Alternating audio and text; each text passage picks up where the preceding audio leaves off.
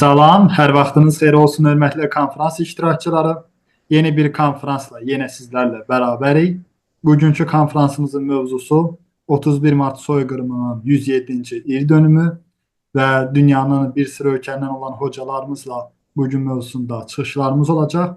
Sözü hocalarımıza verməzdən öncə istərdim mövzu ilə bağlı video təqdimat edim və daha sonra sözü qonaqlara verək. 1918-ci ilin mart-iyul aylarında erməni quldur dəstələri Azərbaycanın demək olar ki, bütün ərazilərində dinc əhaliyə qarşı soyqırım törətmişlər. 5 ay ərzində 50 mindən çox soydaşımız erməni faşizminin qurbanı olmuşdur. Həmin dövrə qayıdırıq. Regionda mürəkkəb hadisələrin baş verdiyi, qanlı tarixin yazıldığı dövrə. 31 Mart 1918-ci il. Artıq bu qanlı tarixin 105-ci il dönümüdür. Hər ötən il eyni yanğı, eyni dəhşətlə izləyirik bu kadrları.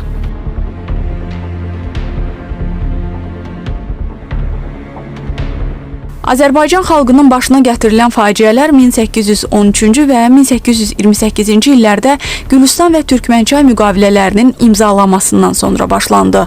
Parçalandıq, şimala, cənuba ayrıldıq. Tarixi torpaqlarımız bölündü. Sonraki dövrdə isə doğma torpaqlarımızın özgəninkiləşdirilmə prosesinə başlanıldı. Qısa müddətdə ermənilərin kütləvi surətdə Azərbaycan torpaqlarına köçürülməsi həyata keçirildi. Böyük Ermənistan dənizdən dənizə dövlət yaratmaq xülyaları ilə 1905-1907-ci illərdə Azərbaycanlılara qarşı kütləvi qırğınlar həyata keçirildi. 1918-ci ilin martından isə Bakı quberniyasının Azərbaycanlılardan təmizlənməsi planı gerçəkləşdirildi. Paytaxtda, eləcə də Şamaxı, Quba və digər qəzalarda 10 minlərlə dinc sakin məhz etnik və dini mənsubiyyətinə görə qətlə yetirildi. Yaşayış məntəqələri dağıdıldı, mədəniyyət abidələri, məscid və qəbirstanlıqlar yerlə yeksan edildi. Sonraki dövrlərdə daha da azğınlaşan erməni millətçiləri qeyri-insani əməllərini davam etdirərək Qarabağ, Zəngəzur, Naxçıvan, Şirvan, İrəvan və digər bölgələrdə də kütləvi qətillər, talanlar və etnik təmizləmələr həyata keçirdilər.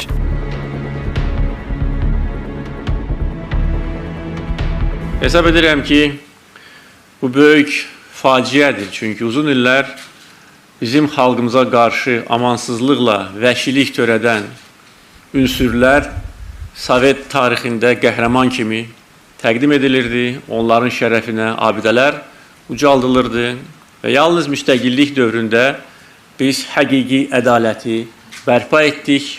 Yəni tarix zəfər çaldı, ədalət zəfər çaldı. Biz bugün öz tariximizə qayıdırıq. Tarixin bütün məqamlarını bilirik, bilməliyik. Gənc nəsil də bilməlidir ki, bizim xalqımız keçmişdə hansı fəlakətlərlə üz-üzə qalmışdır.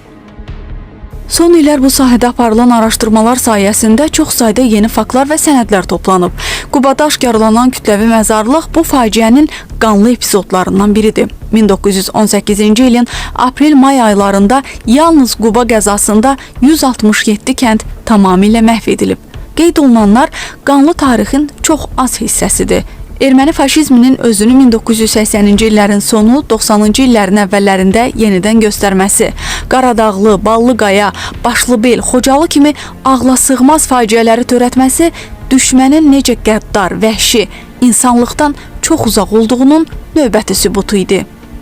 Ulu Öndər Heydər Əliyev deyirdi ki, soyqırıma hüquqi siyasi qiymət verdirmək nə qədər çətin olsa da, şərəfli və müqəddəs bir iş kimi bugün də, gələcəkdə də davam etdirilməlidir. Bu baxımdan onun 1998-ci ildə Azərbaycanlıların soyqırımı haqqında imzaladığı fərman xalqımıza qarşı törədilən soyqırımı haqqında həqiqətləri real faktlar, dəlillər əsasında beynəlxalq aləmə çatdırmaq baxımından mühüm hesab olunur. Eyni zamanda 31 Mart soyqırımı ilə bağlı digər əhəmiyyətli sənədlərdən biri də Prezident İlham Əliyevin 2018-ci ildə Azərbaycanlıların soyqırımının 100 illiyi ilə bağlı imzaladığı sərəncamdır. Sənəddə qeyd olunur ki, üzə çıxmış tarixi faktlar 1918-ci ilin mart-aprel aylarında və sonraki dövrlərdə erməni millətçilərinin həyata keçirdikləri qanlı aksiyaların coğrafiyasının daha geniş və faciə qurbanlarının sayının qat-qat çox olduğunu sübut edib. Tarixin dəfələrlə qanlı sınağından keçmiş, qətliamlara, faciələrə məruz qalmış Azərbaycan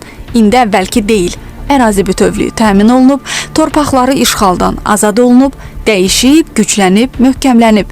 Bir sözlə, regionda qüdrətli söz sahibinə çevrilib. İndi mavi səmalarda Azərbaycan bayrağı fonunda parıldayan günəş daha da gözəl işıq saçır. İlk olaraq sözü Azərbaycan Respublikasının Prezidenti yanında Dövlət İdarəçiliyi Akademiyasının professoru, tarix elmləri doktoru, sabiq millət vəkili Hava xanım Məmmədovaya vermək istəyirəm. Buyurun Hava xanım, söz sizdədir. Anar müəllim, çox sağ olun, çox təşəkkür edirəm. Mən konferansda iştirak edən bütün xocalarıma, bütün soydaşlarımıza, bizə uzaqdan, yaxından qoşulub və bugün mən Türk dünyasının faciəsi dərdim. Türk dünyasının soyqırımı dərdim ki, və hər birimizin dərdimiz eynidir və buna qoşulan, bizimlə həmdərd olan bütün qatılımçıları, bütün konferans iştirakçılarını ürəkdən salamlayıram. Və konferansın təşkilatı işlərində çox yüksək səviyyədə təşkil etdiyinə görə Anar müəllim sizə xüsusi təşəkkür edirəm. Əlbəttə 1918-ci il Azərbaycanlıların 31 Mart soyqırımından 107 il keçir. Əslində Mart soyqırımına gedən yol Martdan başlamadı. Mart soyqırımına gedən yol 200 il əvvəl ermənilərin bu ərazilərə köçürülməsi ilə, Azərbaycanın ən gözəl torpaqlarında məskunlaşması ilə, Qarabağda, Yezavetapolda, İrəvanda, Naxçıvanda məskunlaşması ilə zaman-zaman Azərbaycanlı əhalini bu ərazilərdən sıxışdırılması ilə başlandı. Əlbəttə ki, burada böyük dövlətlərin və xüsusilə Rusiyanın yaxın şərq siyasəti, şərqdə müstəmləkəçiliyin möhkəmləndirilməsi və gələcəkdə bütün vasitələrlə ermənilərdən bir alət kimi istifadə edərək, onlara erməni dövləti qurmağa söz verməklə, demək olar ki, bütün bu zaman ərzində Azərbaycanlılar öz doğma torpaqlarından sıxışdırılmış və demək olar ki, çox ağır soyqırımlara məruz qalmışlar. 20-ci əsrin əvvəli biz 1905-7-ci il 1-ci Rus inqilabının adını çəkirik. Rusiyada başlayan 1-ci Rus inqilabı Azərbaycanda da öz siyasi təsirini göstərdi. Ancaq Azərbaycanda siyasi fəaliyyətin güclənməsini qarşısını almaq üçün Çar Rusiyası Azərbaycanda ermənilərdən istifadə edərək bir qırğın törətdi. O qırğının miqyası Bakıdan başlandı, Naxçıvan, İrəvan və Zəngəzurda demək olar ki, o qırğınlar əslində o qırğın deyildi. Elə 31 Mart soyqırımına gedən yolun başlanğıcını həmən vaxtlardan davamı kimi desək biz səhv etmərik. Mən burada böyük Şuşada yaşamış böyük mütəfəkkir, şair, filosof Mir Mövsüm Nəvabın adını çəkmək istəyirəm. Mir Mövsüm Nəvabın 1905-6-cı il Erməni-Müsəlman davası adlı bir kitabı var. O yazırdı ki, həmən kitabda. İndi mən Şuşada oturub bakkal dükanında çay içdiyim zaman mən bir də baxıram ki, şəhərə müxtəlif saçlılar, saqqallı insanlar daxil oldu və insanları qəflətən öldürməyə, qarınların cırmağa, gözlərini çıxartmağa başladılar. Buna nə ad vermək olar? Axı biz indi bir yerdə çay içirdik. Deməli, Mir Mövsüm Nəvabın bu kitabı 100 il bundan öncə yazılmış bu kitab bizim həm dünənimiz, həm bugünümüz, həm də sabahımız üçündür. O bizə demək istədi ki, torpağımızda yer verdiyimiz, suyumuzu içən, çörəyimizi yeyən, namət qonşular, qonşu kimi daim Azərbaycana qarşı ərazi iddiası edən Ermənistan və ermənilərdən heç vaxt sizə qonşu, dost ola bilməz. Və əlbəttə ki, çox təəssüflər olsun ki, bu kitab 100 illərlə demək olar ki, xalqımızdan, millətimizdən gizlədirdi və ötən 20-ci əsrin sonunda demək olar ki, xalqımıza, millətimizə demək olar ki, çatdırıldı. Bilirsiniz, vaxtı ilə Türkiyədə yaşayan və Türkiyədəki ermənilərdən istifadə edilməsinin formalarını göstərən insanlar xatırlayırlar ki, Rusiya, İngiltərə, Fransa daim ermənilərdən istifadə etmək üçün onları oxutdurdu, onları silahlandırdı, onları təşkilatlandırdı və sonra isə Türkiyə üzərinə müharibəyə göndərdi. Və bu, böyük dövlətlərin həm Cənubi Qafqazda, həm Türkiyə qarşı apardığı siyasət çox təəssüf olsun ki, bugün də dayanmadan davam edir. Biz bunu sonraki dövrlərdə, biz nə üçün bugün 31 Mart ümumiyyətlə 20-ci əsrin əvvəllərində başlayan bu soyqırımların, qırğınların, deportasiyaların, əhalinin etnik təmizləməyə məruz qalmasının davamı kimi qələmə veririk. Çünki 20-ci əsrin 1900, daha doğrusu 17-ci ildə Rusiyada oktyabr çevrilişindən sonra Azərbaycanda da Bolşeviklər fəallaşdılar. Azərbaycanda da Bolşeviklər demək olar ki, fəal siyasət yetməyə başladılar. Bu zaman Bakıda Bakı Şəhər İcra Komitəsinin vəzifəsinə Azərbaycan xalqının qəddar düşməni, 20-ci əsrin ən qanlı faciələri, soyqırımları adı ilə adlandırılan Şamiyan demək olar ki, o vəzifəyə gətirildi. Və Şamiyan həm də Stalin tərəfindən həm də Leninin təklifi ilə Qarabağın, daha doğrusu Qafqazın fövqəladə komissarı təyin edildi. Siz baxın, bundan sonra Bolşeviklərin və daşnaqların Azərbaycanda apardığı o qanlı mübarizələrin səbəbi nə idi? Səbəb ondan ibarət idi ki, Azərbaycanlıları, müsəlmanları tamamilə qırmaq. Bu zaman Azərbaycanda ən yüksək nüfuza malik olan Musavat Partiyası vardı. Musavatçıları məhv etmək və hətta gələcəkdə erməni dövlətini qurmaq üçün Bakını heç zaman Azərbaycanın paytaxtı olmağa imkan verməmək. Bu da nədən ibarət idi? Bu da ondan ibarət idi ki, ancaq burada demək olar ki, Azərbaycanlıların və müsəlmanların qırılmasını təşkil edir. Bu soyqırımın demək olar ki, başlamasına müxtəlif bəhanələr vardı. Məsələn, yanvar ayında, 18-ci ilin yanvar ayında General Tarşinskinin, Müsəlman Korpusunun komandiri olan General Tarşinskinin həbs edilməsi, Martın 24-də Evlina gəmisinin müsadirə edilməsi. Artıq demək olar ki, bu dövrdə bütün müsəlmanların, Azərbaycanlıların demək olar ki, səbir kasası dolub daşmışdı. Bilirsiniz, Birinci Dünya müharibəsindən qayıdan əskərlər də Bakıda lövbər saldılar, Bakıda qaldılar. Daşnaküstün partiyası da demək olar ki, Bakıda demək olar ki, lövbər saldı. Mart soyqırımı başlayana qədər Şamiyan deyirdi ki, heç zaman Daşnaküstün bu müharibədə, bu mübarizədə iştirak etmirdi. Həm də mən sizə bir örnək gətirərək Sovet tarixşünaslığında göstərilirdi ki, Mart soyqırımını həyata keçirən qüvvənin cəmisi 3-4 min silahlı qüvvəsi vardı. Məsələn, Şamiyan deyirdi ki, Bolşeviklərin 5-6 min, Daşnaküstün partiyasının isə 3-4 min silahlı qüvvəsi vardı. Amma bilirsiniz ki, Azərbaycan Xalq Cümhuriyyəti yarandıqdan sonra Azərbaycan hökumətinin atdığı ən mühüm adımlardan biri Fövqəladə İstintaq Komissiyası yaradıldı. Artıq Fövqəladə İstintaq Komissiyasında aydın oldu ki, artıq bu dövrdə Şamiyanın ətrafında 20 min silahlı bir qüvvə var. Və bu 20 min silahlı qüvvə demək olar ki, müsəlmanlara qarşı, müsəlmanları qırmaq və burada demək olar ki, hakimiyyəti heç zaman Azərbaycanlıların ixtiyarına verməmək. Və bilirsiniz, Mart soyqırımının miqyası çox genişdir. Məsələn, Bakıda Şamiyanın rəhbəri ilə başlayan Mart soyqırımı Şamaxıda Lalayan göndərildi. Qubaya Hamazavs göndərildi. Qarabağa Andranik göndərildi. Və elə bir təşkilat, məsələn, tək bunlarla yox, Kürdəmir, Hacıqabul, Lənkəran, Göyçay, bütün demək olar ki, bu soyqırımın miqyası o qədər genişlənmişdi ki, Azərbaycan xalqı demək olar ki, çox ağır bir, çıxılmaz bir vəziyyətdə qalmışdı. Məsələn, Bakı şəhərində Sovet tarixşünaslığında göstərirdi ki, Sovet dövründə, yəni 91-ci ilə qədər olan Sovet tarixşünaslığında göstərirdi ki, cəmisi 3-4 min əhali qırılıbdır. Ancaq sonraki dövrlərdə aydın oldu ki, 3 gün ərzində Bakıda 12 min insan qətlə yetirildi. Məsələn, Şamaxıda 58 kənd yerlə yeksan edildi. Şamaxıda Cümə məscidi əhali ilə birlikdə namaz qıldıqları yerdə tamamilə yandırılıb məhv edildi. Qubanın 167 kəndi tamamilə məhv edildi. Zəngəzurun 115 kəndi tamamilə məhv edildi. Konferans iştirakçıları, erməni xislətinin dəyişməyən 2 əsas proqram sənədi var.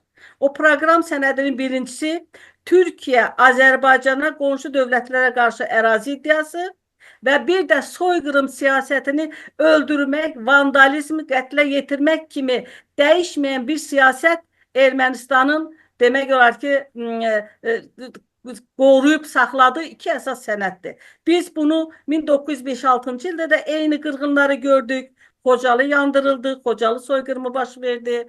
Biz bunu Şamaxıda gördük, biz bunu Qubada gördük, biz bunu Zəngəzurda gördük və ən nəhayət mən sizə deyim ki, 20-ci əsrin sonunda dünyada analog olmayan bir faciəni biz Xocalıda yaşadıq. Xocalıda biz onu gördük. Vaxtıyla indi mən heç istəmirdim onun adını çəkəm. Özünü xalq yazısı adlandıran Zoru Balayan özü etiraf edir ki, 6 yaşlı uşağı necə divara mismarladıq, necə onun ölümünü biz müşahidə etdik. Belə xalq yazısından, belə insanlardan nə millət adı vermək olar, nə xislət vermək olar ki, buna bu insanlar Mart soyqırımında da əhalini bu cür ağır faciələrə düşar etdilər. Mart soyqırımı ərəfəsində bilirsiniz ki, indiyənə qədər kifayət qədər əsərlər yazılıbdır. Məsələn, Anar müəllimin, Anar İskəndərovun Mart tarixşünaslığı ilə bağlı kitabı.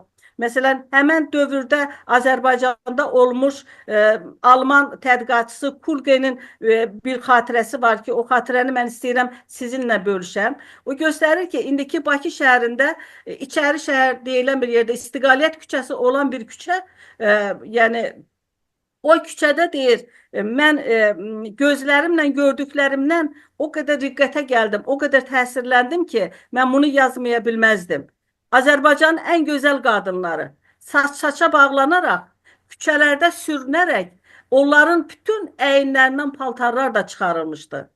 Və hətta Mart soyqırımından 3 gün keçmişdi. Bütün küçələrdə demək olar ki, qanla, insan cəsədi ilə dolub daşırdı. Hətta sonradan deyir, o meyitləri daşıyan zaman arabaların səsindən qulaq tutulurdu. Bilirsiniz, Mart soyqırımının davamı olaraq biz bunu sonraki 20-ci əsrin sonunda Xocalıda gördük.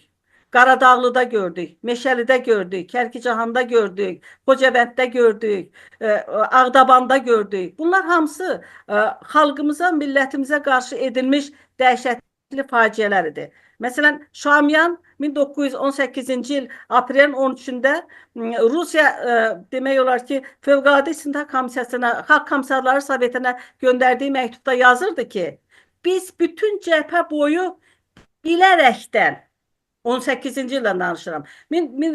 Biz bütün cəbhə boyu bilərəkdən özümüz hücuma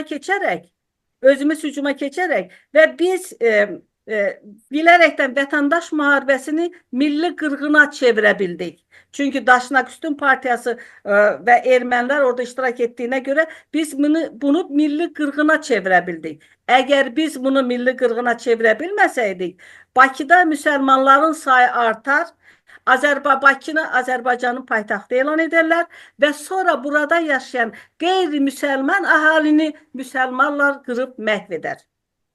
Baxın, dəyişilməyən heç bir şey yoxdur. Biz 20-ci əsrin sonunda biz bunu 1-ci Qarabağ müharibəsindən sonra yaşanan bütün faciələrdə gördük.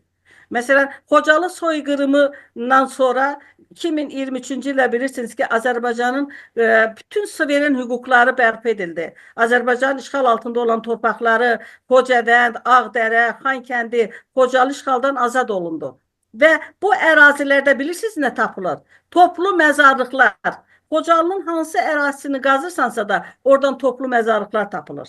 Şuşa türməsindən, Şuşa zindanından hansı ərazini qazırsansa da orada toplu məzarlıqlar tapılır. Bu dəhşətdir. Və bu dəhşət insanlar ölməmiş, hələ də sağ qalan insanları quyular qazaraq demək olar çox ağır bir vəziyyətdə insanları məhv etmişlər. Bu 18-ci il Mart soyqırımının Qarabağda, Xocalıda, Xocavənddə, Qaradağlıda bu davamı demək idi. Bilirsiniz, biz Sovet dövründə bütün bu faciələrimizin hamısından xəbərsiz olmuşuq. Biz bu faciələrimizi danışanlar çox ehtiyatla danışıblar, amma biz bunlardan çox xəbərsiz olmuşuq. Mən bugün çox böyük hörmətlə, ehtiramla Ulu Öndər Heydər Əliyevin Azərbaycan xalqı qarşısına qoyduğu Azərbaycan xalqının tarixi qan yaddaşını özünə qaytarmaq üçün və bütün dünya səpələnmiş soydaşlarımızı öz tariximizi yaşatmaq üçün, xalqımıza, millətimizə, gələcək nəsillərə çatdırmaq üçün 94-cü il yanvarın 4-də 20 yanvar faciəsini, 94-cü il fevralın 24-də 26 fevral soyqırımına və 1997-ci il dekabrın 18-də Qərbi Azərbaycandan olan deportasiya etmiş soydaşlarımızı, ağır vəziyyətdə olan soydaşlarımızın və ən nəhayət 31 mart 98-ci il Mart soyqırımını bütün dünyaya yaymaq və bu faciənin içini aşmaq, bu Azərbaycan xalqının genofondunun məhv edilməsini dünya ictimaiyyətinə çatdırmaq üçün əlbəttə ki, bu sərəncamların olduqca böyük tarixi əhəmiyyəti vardı. Bəlkə də mən çox üzr istəyirəm, çox danışdım. Ancaq demək istəyirəm ki, xalqımız 30 il ərzində Qarabağ və onun ətrafında olan bütün Azərbaycan kəndləri demək olar ki, belə faciələrə, soyqırımlara düşər oldular. Mən sonda demək istəyirəm ki, üzümü tutub bütün gənc nəsilə, bütün soydaşlarımıza demək istəyirəm ki, ermənilər heç zaman öz xislətindən, öz soyqırım siyasətindən əl çəkməmişdilər. Biz bu milləti tanımaq üçün, bunların ermənilərin və onların havadarlarının törətdiyi bu soyqırımları dünya ictimaiyyətinə çatdırmaq üçün hələ bizim qarşımızda çox böyük işlər durur. Ona görə də mən hər birinizə konferansın içində uğurlar arzu edərək hər birinizə diqqətiniz üçün təşəkkür edirəm. Ama hocam biz teşekkür ederiz. Allah razı olsun. Çok sağ olun, var olun aydınlatmanız için. Az önce bahsetmiş olduğunuz Profesör Anar Bey biz geçen hafta konuk etmiştik. Dolayısıyla çok değerli hocamızdır. Bu konularda aydınlattığı için de ayrıca teşekkür ederim. Çok sağ olun. Teşekkür ederim. Ben teşekkür ederim. Çok sağ olun. Təşəkkür edirik Hava xanım, həm dəvətimizi qəbul etdiyiniz üçün, həm dəyərli fikirlərinizi bizlərlə paylaşdığınız üçün. Çox sağ olun. İndi isə sözü Cusuf Balasagın Qırğız Milli Universitetinin professoru Tınçtıkbek Çorotegin hocamıza vermək istəyirəm. Buyurun hocam, söz sizdədir. Hoş geldiniz. Teşekkür ederim. Merhaba değerli meslektaşlarım ve çağdaşlarım. Bugünkü forma davetiniz için teşekkür etmek istiyorum. Konuşmamı önce Kazak yazarların yayınladığı bir gazeteden bahsederek başlamak istiyorum. Bu ilginç gazete ilginç olaydır. 1911-13 yıllar arasında Arap alfabesiyle yayınlanan Kazakça Kazakistan gazetesinin 8. sayısının 6 Mart 1912 tarihinde 1. sayfasında General Tağiyev'in bir fotoğrafı yayınlandı. Bu Kazakistan diye ben vurgularak söylüyorum çünkü Rusya'da Kazakları Kirgiz diye yazıyorlardı. O kendileri Kazak diye düşüncesini saklamak, korumak için bu 1917 inkılaplarından önce da gazete yayınladı. Bu önemli bir cedid bir hareket idi. Bu önce Astrakhan kentinde, sonra Oryol, Ural kentinde çıkarılmıştır. Gazetenin ilk sayılarını yayınlamak için para bulunamayınca editörü Elois Büyren diyen kişi 1874'te doğmuş, 1933'te vefat etmiş ve yazar ve şair Umar Karaş diyen kişi bu 1875'te doğmuş, 1921'de vefat etmiş. Bu beraberlikte Bakü şehrine gitmişlerdi. Bakü'de onlar Azerbaycan'da önde gelen iş adamı, eğitimci ve hayırsever Zeynalabdin Taği oğlu Tağiyev ile tanıştılar. Tağiyev 1821 veya 1838 yılı doğmuş diye malumat var. 1924 yılında vefat etmiş ünlü insan. Aynı zamanda general olan Hacı Zeynalabdin Tağioğlu, Müslüman Türk halkları arasında aydınlanma hareketine maddi destek veren bir eylemci, aktivist olarak tanınıyordu. Tağioğlu, Naşri Savat ve Marif, okuyar, yazarlık ve eğitim alanında yayıncılık adlı bir vakfe, hayır kurumunu e, düzenlemiş ve onu kendisi finanse etmiş. Ee, Daha sonra Kazak yazarı Umar Karaş 1911 yılında Azerbaycan'a yaptığı ciddi seyahatin hatırlayıp yazmıştır. Zeynalabdin Taği'nin gelecekteki Kazakistan gazetesinde cömertçe 1.000 ruble, o zaman 1.000 ruble büyük para olmuş. 1.000 ruble tutarında mali yardımda bulunduğunu şöyle yazmıştır. Şimdi vedalaşma ve ayrılma anında şöyle dedi. Kazak çocuklarına selam olsun. Devlet benim değil, milletindir. Tağiyev ve başkalar ünlü caditçi İsmail Gaspralı'nın fikirlerini daha da geniş yaydılar. Bunlar arasında Eşenari Arbayoğlu ve Osmanalı Sıdıkov gibi Kırgızlar da vardır. Kırgız caditçileri de vardır. Dolayısıyla Rus sömürgeciliği döneminde Türk halklarının cerit benzeri bu aydınları bugün düşündüğümüzden çok daha güçlü bir şekilde birbiriyle destekçi olduklarını biz vurgulayarak söyleyebiliriz. Aferin. General Taği'yi burada neden anıyorum? Bu Taği Kur'an'ın Azerice ilk çevirisini düzenledi ve yayınladı. O sadece zengin Müslüman değil, büyük Türk dünyası için önemli filantrop idi. Ancak 1918 Mart ayında patlak gören etnik katliam, soykırım olayları bu Tağiyev'in oğlunun trajik ölümüyle ilişkilendirilmiştir. Kanlı 31 Mart olayları 1918 yılında Baku Sovyetlerinin Azerbaycanlı milyoner Tağiyev'in cenaze töreninde oğlunun cenaze törenine onur kıtası olarak gelen küçük bir Azerbaycan silahlı e, müfrezesini, o tiradını silahsızlandırış tutuklamasıyla başlanmıştır. 15 Mart bu Gregorian yıl sanağına göre 27 Mart 18'de General Talishinski başkanlıktaki Lenkoran Suvarı Tümeni Bakü Müslüman Milli Komitesi'nin 50 subay ve askerinden oluşan bir müzesi Lenkoran'dan giden Evelina vapuruyla Bakü'ye geldi.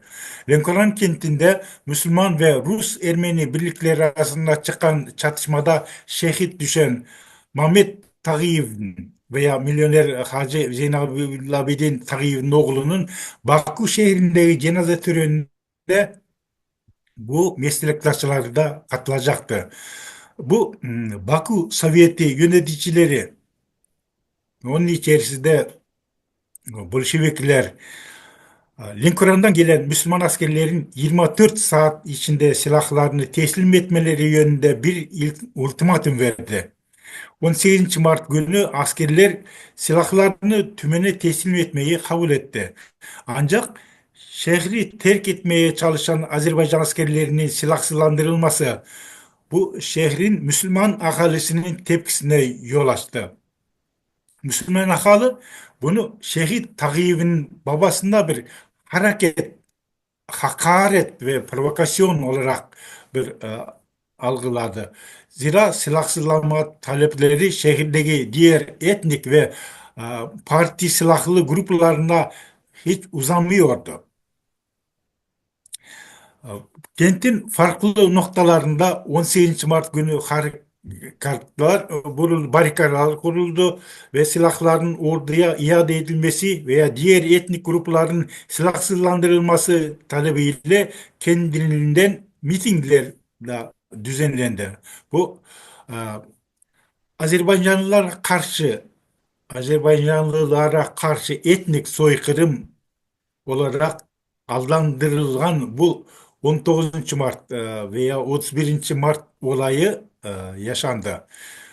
Bu olaydan sonra Bolşevik Şaumyan kendisi o olaylar sadece Bakü'deki Müslümanlara karşı saldırmak için bir bahane, pretext olarak kullanıldı diye söylemiştir.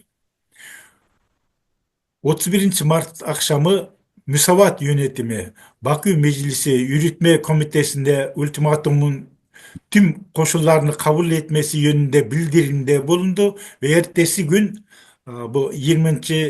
Mart veya 1. Nisan sabahı Bakü'deki Azerbaycan evlerine beyaz bayraklar asıldı. Ama soykırım devam etti. Azerbaycan mahallelerindeki ve Bakü'den başka kentlerindeki cinayet ve soygunlar 5 Nisan 24 Mart 18'e kadar devam etti. Bu Müslüman nüfusun şehirden ve bazı başka kentlerden kitlesel göç başladı.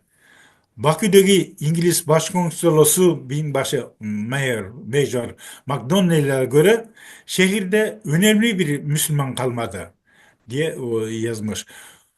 Sonra bu videoda da iyi gösterilmiş. Sovyet hükümeti bu soykırım olayı yalanlamış ve Bakü komiserleri hakkında bir yalan efsane yaratmıştır.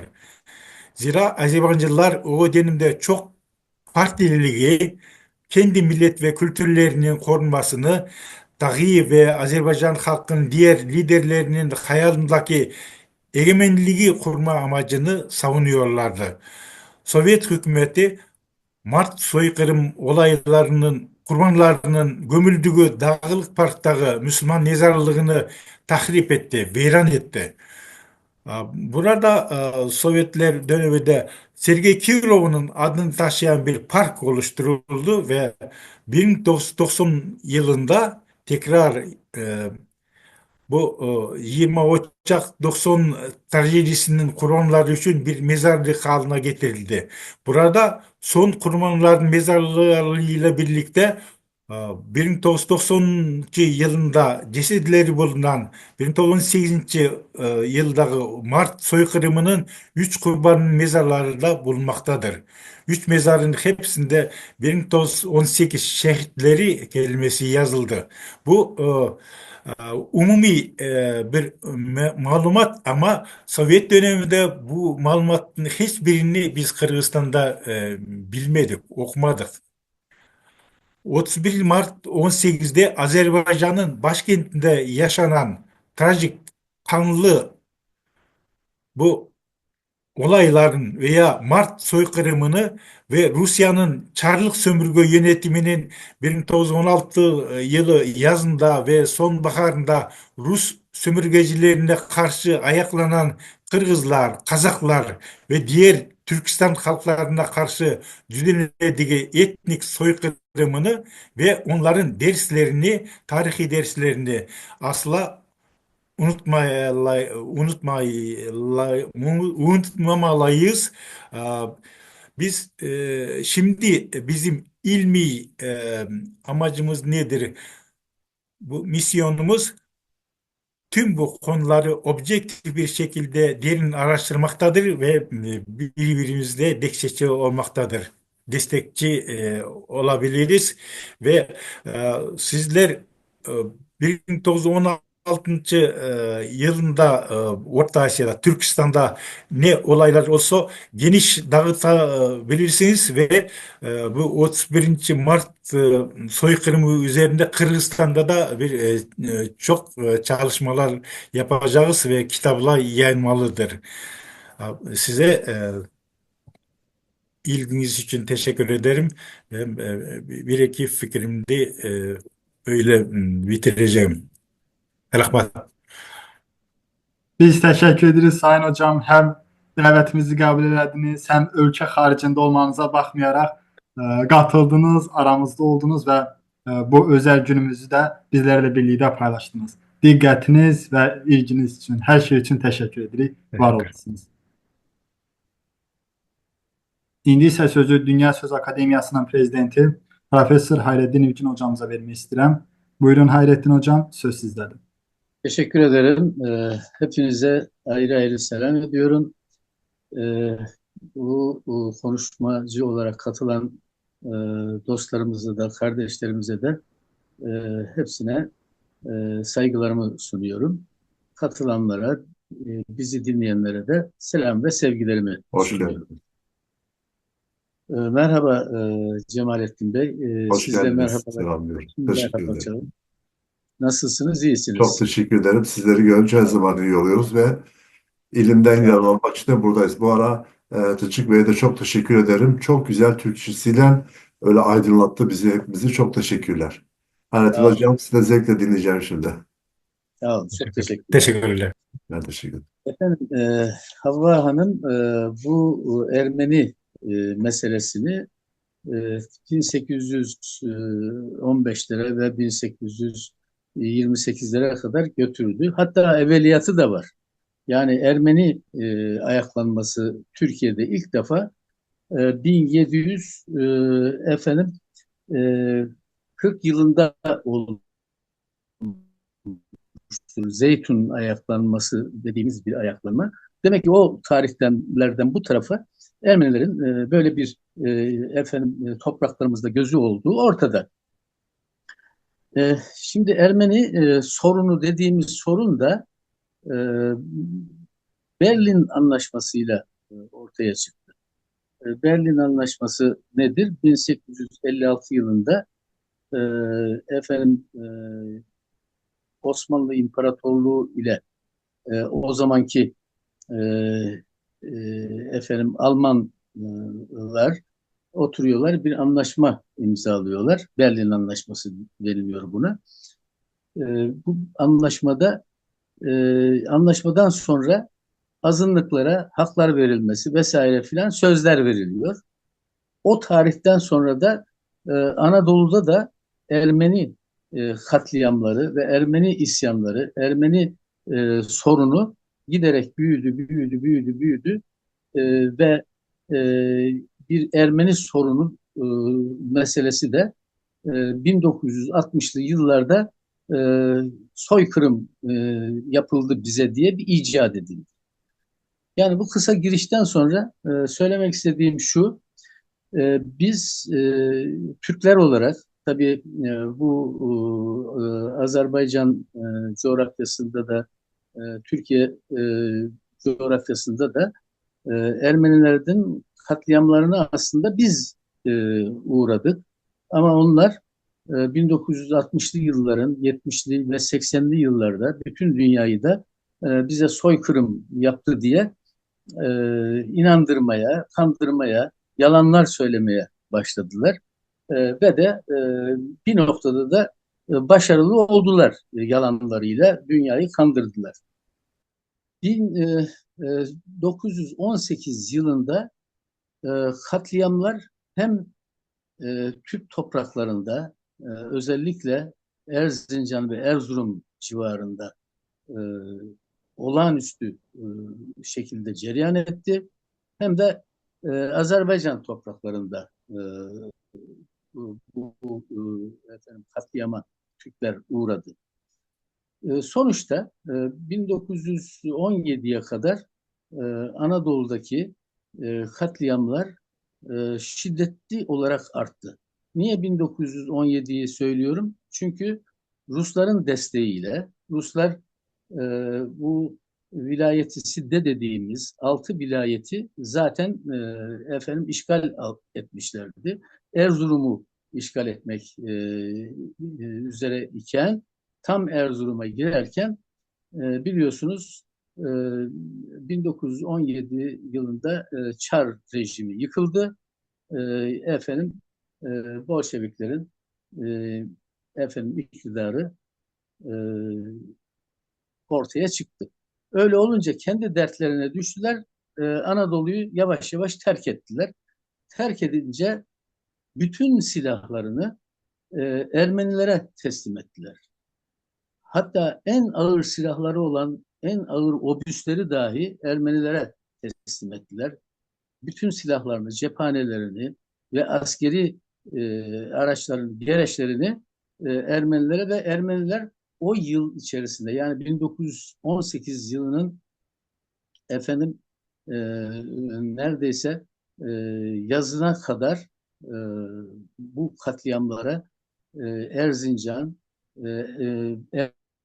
Erzurum, Kars, Iğdır gibi yerlerde sürdürdüler katliamlarını.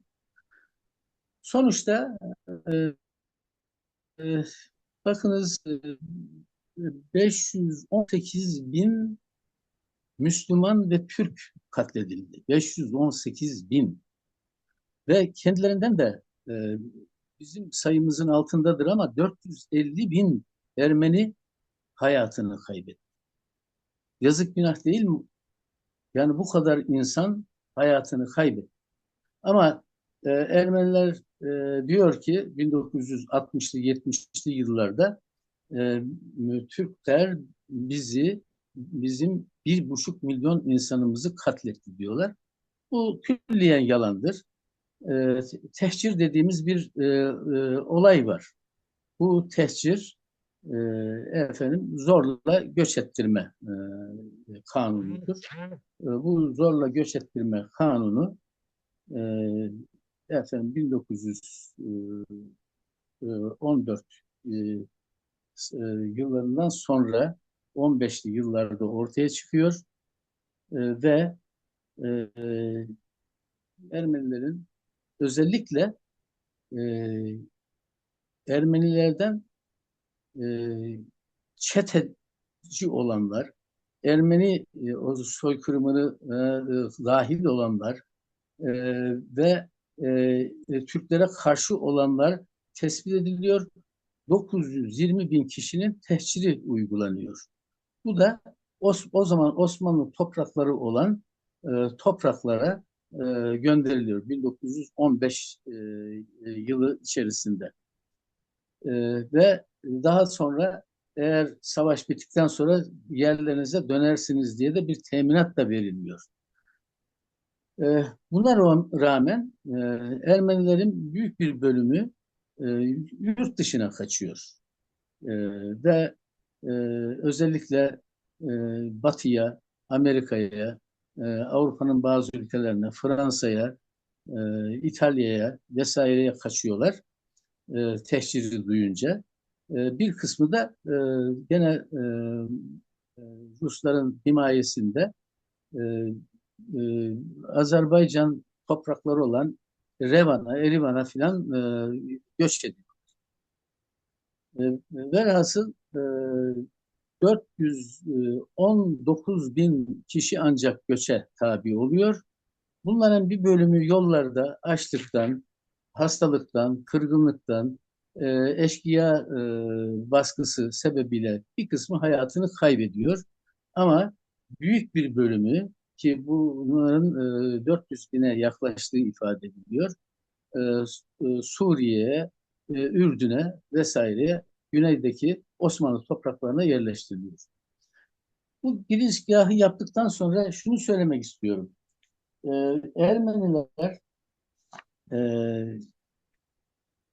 o kadar çok 1900 e, Osmanlı-Rus Savaşı dediğimiz 1878-79 Osmanlı Savaşı'ndan sonra isyan ediyorlar ki bu isyanlar e, neredeyse bütün Osmanlı topraklarını saracak kadar e, geniş çapta e, zuhur ediyor, ortaya çıkıyor.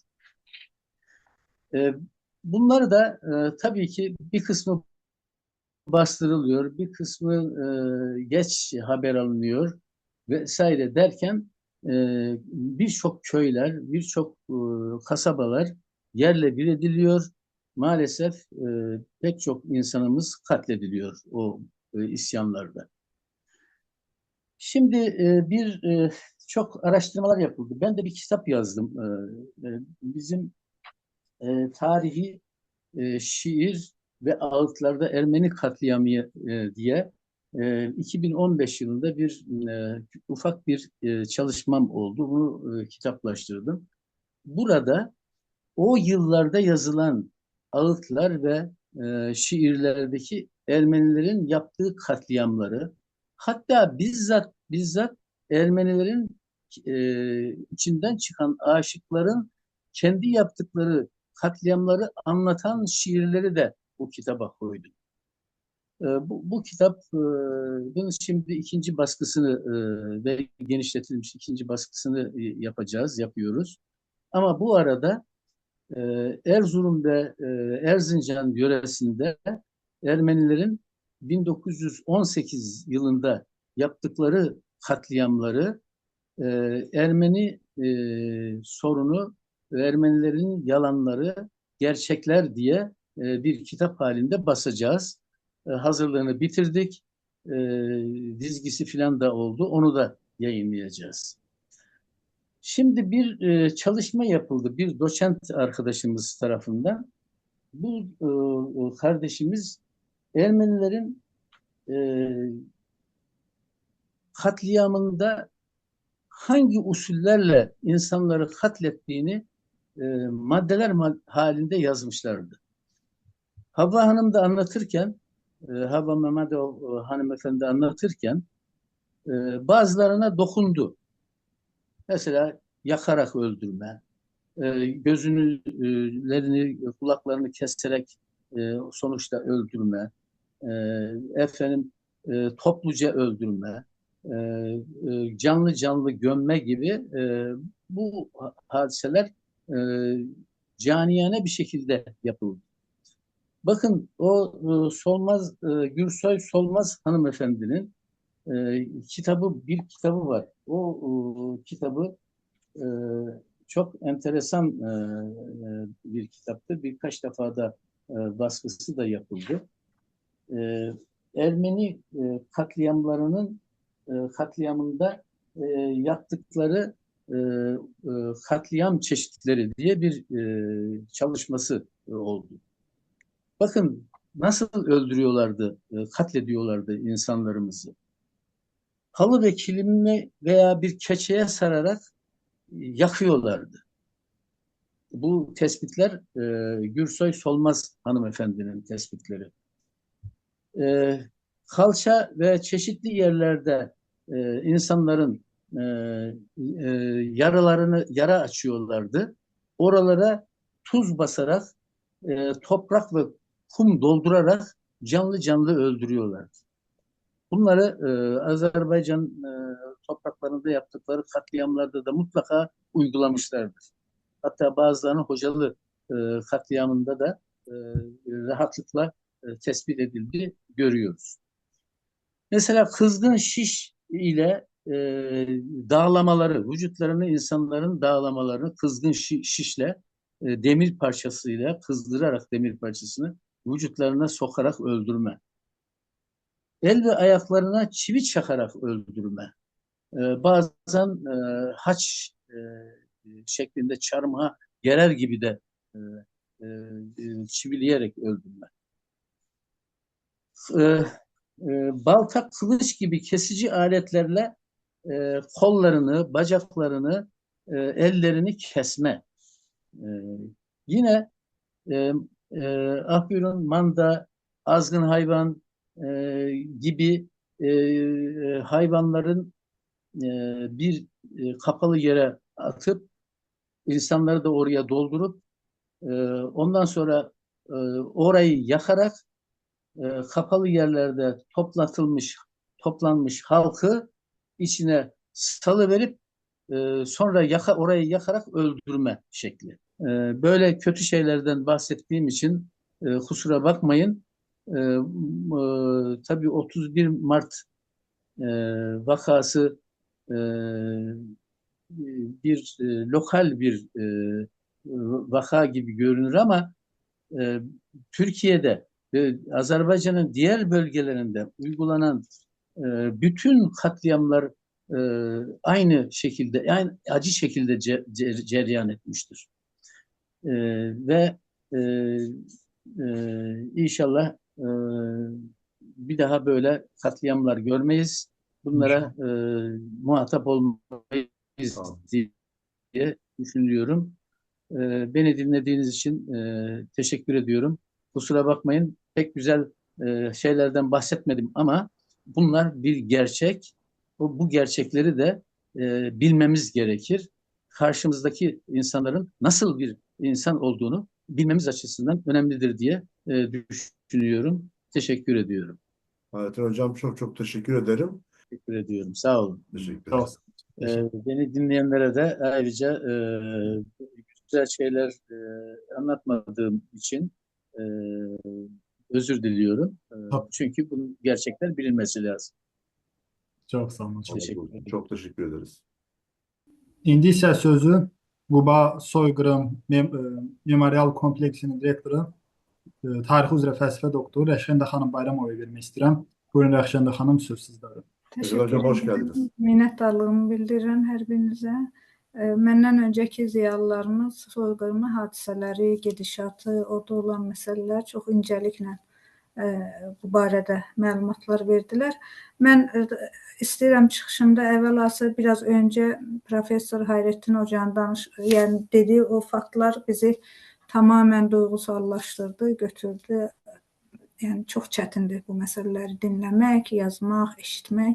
Amma bunlar bir gerçəkdir, bir həqiqətdir və bunları bilməyin əsas məqsədi, əsas səbəbi, yəni niyə biz bunları öyrənirik, niyə bunları deyirik, niyə təbliğ edirik ki, tarixdə bir daha belə hallar olmasın, bir daha təkrarlanmasın. Yəni gənclərimiz, belə deyək də, erməni xisləti hər zaman var, düşmən qapıdadır. Yəni bunları bilməklə bizlər bu məsələlərdə daha həssas olmaq və xatırlamaq bizim dəyərli tarixçimiz akademik Yaqub Mahmudovun dediyi kimi tarixinə sahib çıxan xalq məğlub edilməzdir. Və mən istəyəcəm biraz fərqli istiqamətlərdən danışım. Yəni ki, belə deyək, o incəliklərə varıldığı üçün mən daha çox, məsəl üçün bu soyqırımı hadisələrin kökündə biz hələ bilirik ki, burada bu dövlətin yaradılması Vatikana qədər gedib çıxırdı. Ondan sonra Piotrun bu sahədəki fəaliyyəti, daha sonra dediyimiz kimi dəyərli professorumuz Həvva xanımın da qeyd etdiyi kimi Gülüstan, Türkmənçay müqavilələri, bundan sonra Kürəkçay müqaviləsi, bunlar hamısı ermənilərin əzəli əbədi Azərbaycan torpaqlarına axınının qarşısını açdı və Daşnaksutyun partiyası yarandıqdan sonra isə bunlar tamamilə məqsəd məramlarını sui-qəsdlər və terror istiqamətindən soyqırımlar törətməyə başladılar. Və bu dəhşətləri ki, biraz öncə də anlatılır, bunların məqsədi bir mənada terror və insanları qorxutmaq idi. Yəni ermənilər gələndə bunları eləyir, qaçıb bu ərazidən getmək. Və soyqırımı hadisələri dönəmində bizim bütün qəzalarımızda, Bakı quberniyasında, Bakı şəhərində yerli müqavimət hərəkatları olmuşdu. Yəni insanlarımız soyqırım baş verəndə eləcə dayanıb durmamışdılar. Və belə deyək, Bakıda qoçularımız, yerlərdə bizim həmin dövrdə nüfuzlu şəxslər var idi ki, bu insanlar ətraflarına belə yerliləri toplamaqla yerli müqavimət hərəkatı eləmişlər. Məsəl üçün, Quba qəzasında Qanlıdərə deyilən bir yer var. İndi insanlarımız, hər kəs oranı tanıyır.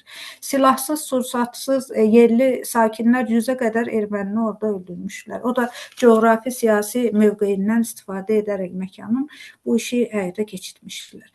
Və bir məsələni də qeyd edək ki, məsəl üçün, ermənilərə qarşı bu qədər insanların, məsəl üçün 1918-ci il hadisələrində 50 mindən çox, bəzi məlumatlara görə 55 mindən yuxarı insan soyqırıma məruz qalmışdır. Bunun səbəbi, belə kütləvi soyqırıma məruz qalmanın bir səbəbi də siz bildiyiniz kimi 1-ci Dünya müharibəsində müsəlmanları ora aparmırdılar və təbii ki, müsəlmanların müharibədə iştirak etməməsi, türk müsəlman, həmin dövrdə siz bilirsiniz ki, Azərbaycanlılara türk müsəlmanlar deyə müraciət edirdilər və hər yerdə də bu adla adlandırılırdı. Və türk müsəlmanların müharibədə iştirak etməməsi, onların müharibə təcrübəsi, döyüş təcrübəsinin olmaması və eyni zamanda silah sursatlarının olmaması.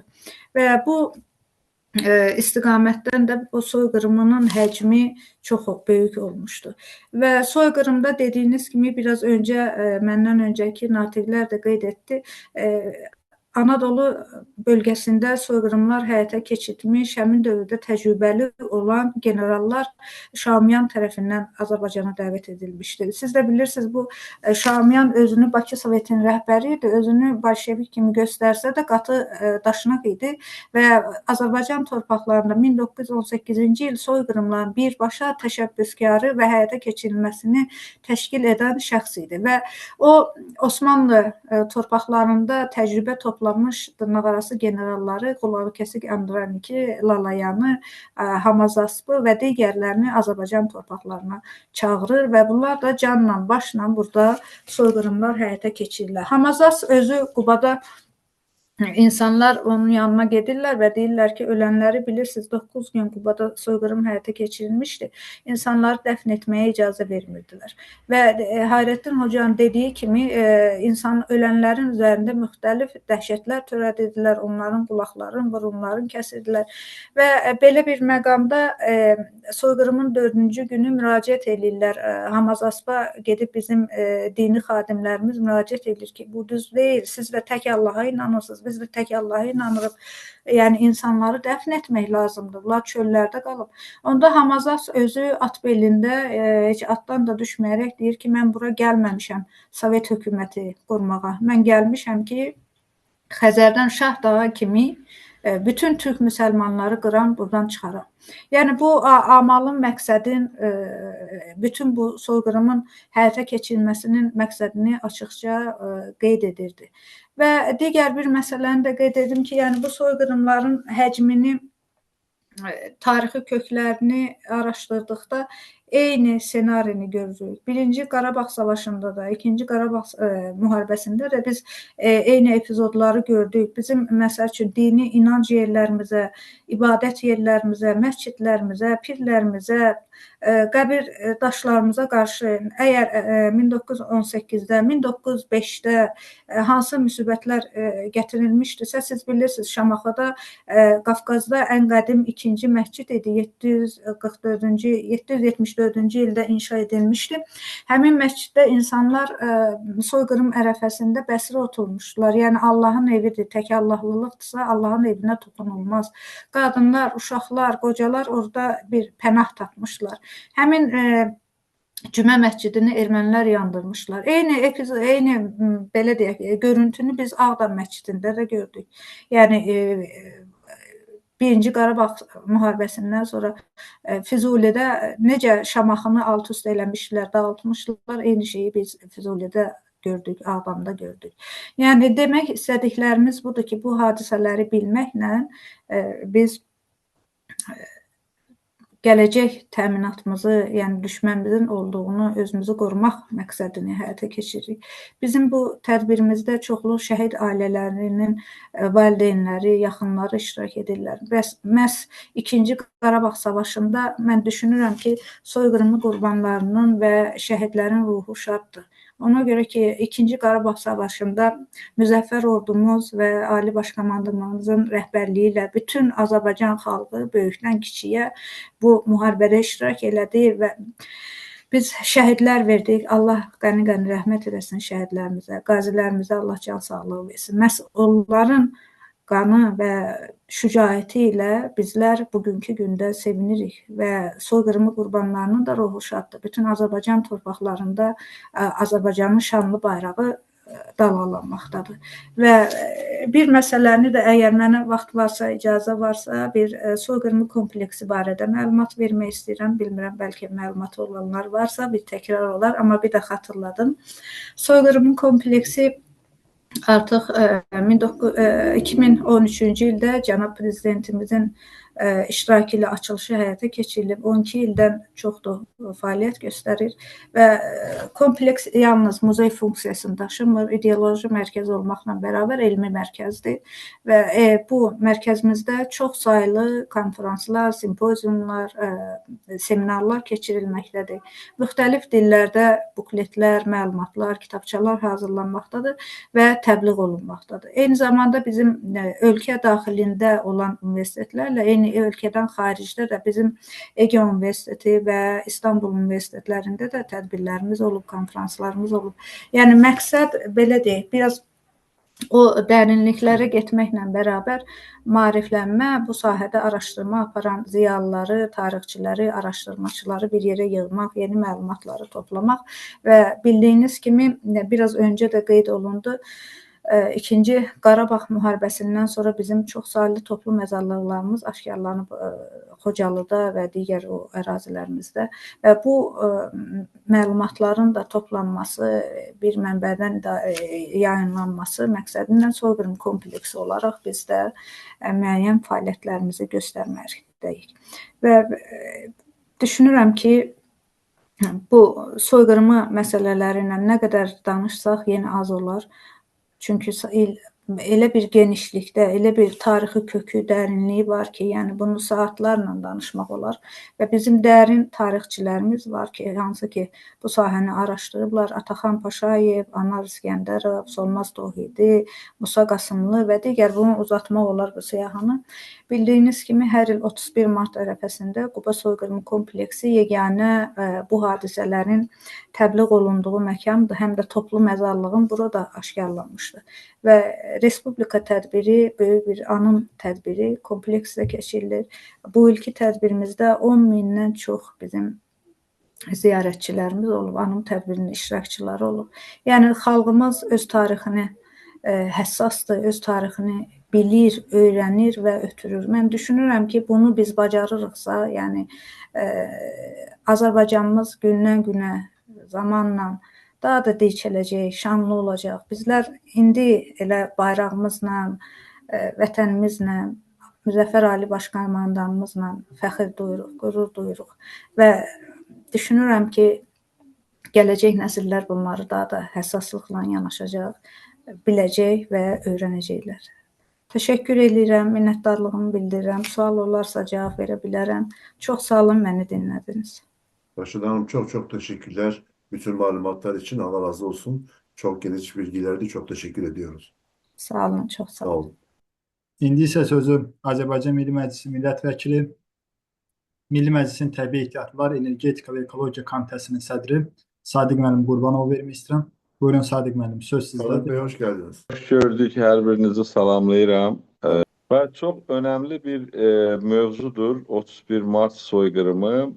Yəni bunu burada iştirak edənlərin hər biri mən düşünürəm ki, bu soyqırım haqqında kifayət qədər məlumatlı adamlardır və tarixçilərimizin araşdırmaları var və burada Hayrettin bəyin və mən gec qoşuldum və Həvva xanımın da nitqinə qulaq asdım və bütün gerçəklikləri bugünə qədər necə bir vəhşilik törətdiklərini bir daha xatırlatdılar. Amma mən tam çıxışımı bu platformada biz bu hadisələrdən necə dərs almalıyıq üzərində qurmaq istəyirəm və Rəxşəndə xanım da burada xüsusilə söylədi ki, bizim Qarabağ zəfərimizdən sonra Azərbaycanda bütün indiyə qədər olan şəhidlərimizin ruhunun şaddır deməsi doğrudan da bu belədir. Həmişə biz başaşağı gəzirdik.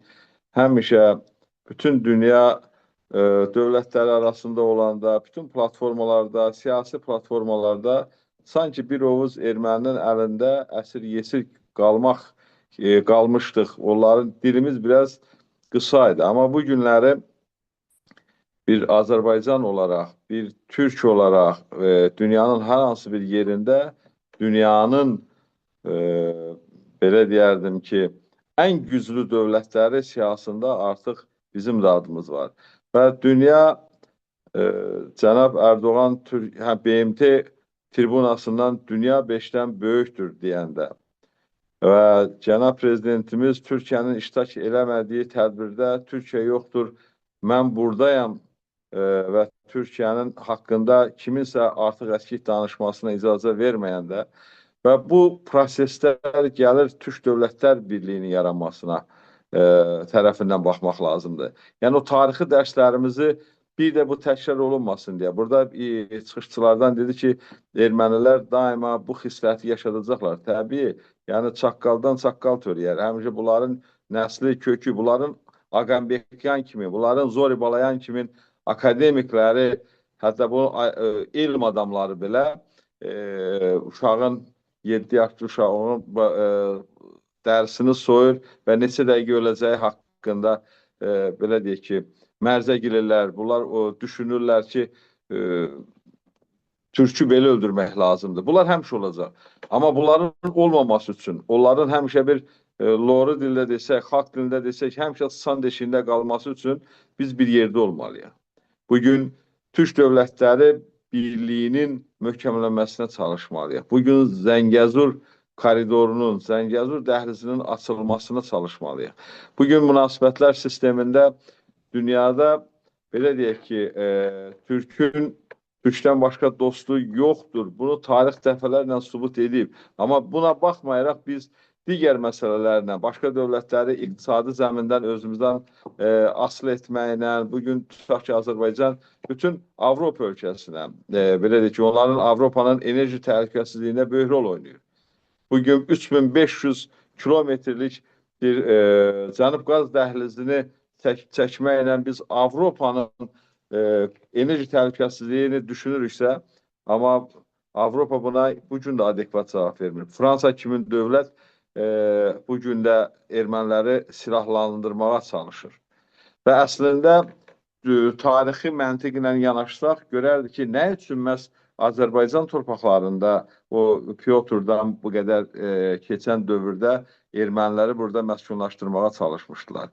Mən düşünürəm ki, məhz 100 illərlə, 1000 ilə yaxın bir dövrdə dünyaya hökmranlıq edən Türk boylarını, Türk dövlətlərini parçalamaq üçün, bunların birliyini, belə deyək ki, sarsıtmaq üçün bu planlardan biri idi və onlar da belə rəhimsiz, əzazil, qəddar ermənilərdən istifadə elədilər. Yəni, bu millət o misiyanı boynuna götürdü və o misiyanı boynuna götürməklə Türkü parçalamaq, baxın, görün, burada söylənildi, 1813-28-ci illərdə nə baş verdi? Yəni, birinci parçalanma getdi. Türk dövlətləri Cənubi Azərbaycandan Şimali Azərbaycanın ayrılması prosesi baş verirdi. Və bunu araladılar. Yəni, əslində, Türk dövlətlərinin gələcək birliyinin qarşısına bir maneə qoydular. Sonraki dövrdə, burada yenə söylənildi, daşnaqların 18-20-ci illərdəki o hakimiyyətə gəlməsi və orada Azərbaycanlara qarşı belə soyqırım törətmələri Sovet hökumətinin qurulması ilə 20-ci ildə gəldi Zəngəzur dəhlizini təsəvvür edirsiniz ki, Zəngəzur dəhlizini bizim əlimizdən aldılar və verdilər ermənilərə. Nə üçün? Çünki Türk dünyasının birləşmə yolu məhz bu dəhlizdən keçirdi. Zamanında rəhmətlik Atatürk məhz Naxçıvandan öz pulu ilə Naxçıvanla belə deyək ki, 9 kilometrlik o məsafəni alması gələcəkdə Türkün yenidən birləşməsinə bir rəvac olacağını sanki düşünürdü və o parçalanmasın deyə həmin torpaqları aldı ki, Azərbaycanın Naxçıvan bölgəsi ilə Türkiyə arasında bir sərhəd olsun. Bugün dünya iqtisadiyyatı Türk dövlətlərinin birliyindən keçir. Bugün Qazaxıstan, o cümlədən məsələn Özbəkistan, Qazaxıstan, Türkmənistan, Azərbaycan, Avropadan Asiyaya gedən bütün xab xəttlərinin üzərindədirlər. Bunlarsız dünyanın bugün inkişafı mümkün deyil. Daha doğrusu sürətli inkişafı mümkün deyil. İqtisadi inkişafı mümkün deyil. Bax, biz bu dərslərdən nəticə çıxartmaqla bizim aramıza artıq belə dövlətlərin təfriqə salmasına biz rəvac verməməliyik. Biz hər bir mərhələdə biz bir-birimizə dayaq olmalıyıq. Necə ki, 44 günlük müharibə zamanı qardaş Türkiyəmizin Azərbaycana mənəvi dəstək olması və bizə nələr eləmədik? Yəni, dünyada 44 gündə biz separatizmə son qoyduq. 44 gündə. Amma dünyanın 53 ölkəsində bugün münaqişə var. Bu deməkdir ki, biz bir yerdə olaraqsa, biz bir yumruq altında birləşəriksə, biz daha böyük olacağıq. Dünyanın da 5-dən böyük olduğunu sübut edəcəyik və Türkün kimliyini sübut edəcəyik. Və Türkün birləşməsi üçün həmişə mane olub. Bu gün də var. Bu gün də Türkiyədə baş verən proseslər, Azərbaycanda müəyyən qədər baş verən proseslər, Qazaxıstanda yəqin ki, baş verən proseslər müəyyən düşmənlərin Türkün birləşməsinə mane olmağa çalışmağının bir göstəricisidir. Unutmayaq ki, 1926-cı ildə Türk dövlətlərinin Türkoloji qurultay keçirildi. Yəni, belə bir qərar alındı ki, bu SSR yarandığı dövrdə, o vaxtı Sovetlər Birliyi dönəmində bu dövlətlər eyni dilə mənsub olsunlar, əlifbası bir olsun, eyni dildə danışsınlar. Yəni 1926-dan 36-cı ilə qədər ki dövrdə o qurultayda iştirak edən hər kəsi Sovetlər Birliyi dönəmində onlar o imperiya məhv elədi, yoxa çıxartdı. Bu və digər formada öldürdülər. Çünki o ideyanın daşıyıcıları olmasıdır. Əsrin əvvəllərində yəni bu sahədə çalışan ziyalılarımızın hamısı məhv olundu. Ona görə də biz bugün tarixin bu acı üzlərini biz burada müzakirə etməklə mənə elə gəlir ki, hər bir müzakirənin sonunda biz bu proseslərdən bir də keçməmək üçün nə etməliyik sualına cavab axtarmalıyıq. Bunu həm siyasətçilər axtarmalıdır, həm də mənə elə gəlir ki, elm adamları öz fikirlərini ifadə eləməlidirlər, özlərinin ortaq dilini yaratmaqla, ortaq dildə danışmaqla, bayağı belə deyək ki, münasibətlər sistemindən qurtarmaqla biz bu birliyə nail ola bilərik. Mən də ona görə də vaxtı çox almadan hər kəsi bu istiqamətdə çalışmağa və böyük bir TDT, yəni ABŞ kimindir, ABŞ gələndə hamı necə ki, deyir ki, böyük bir dövlətdir, TDT termini də dünyaya lərzə salmağını arzulayıram. Çox sağ olun. Sadık Hocam çok teşekkürler. Sağ olun, var olun. Siz tamamen bir başka açıdan girdiniz. Dediğiniz gibi olayları tanımlayan diğer hocalarımızın yanında bundan ne dersler almalıyız da çok güzel oldu. Özellikle gençlerimizden ricam bunlar hep bizim kulağına küpe olsun. Yoksa bunları biz bilmedikçe, bunlara dikkat etmedikçe böyle bir unutulma bizim özelliğimizdir. Yapımızda bu var. Bazı şeyleri maalesef belli bir zaman sonra unutuyoruz veyahut da tekrar başımıza geldiği zaman gündeme getiriyoruz. Sadık Hocam nezdinde bütün milletvekillerimizi de burada tebrik ediyorum ki bu konuda hassas olanları. Çünkü özellikle bakıyorsunuz Avrupa'da artık her şey tarihçilerden çok artık milletvekillerine kalmış. Parlamentolarda konuşuluyor artık bunlar. Maalesef araştırmacıların şeylerine pek önem vermiyorlar.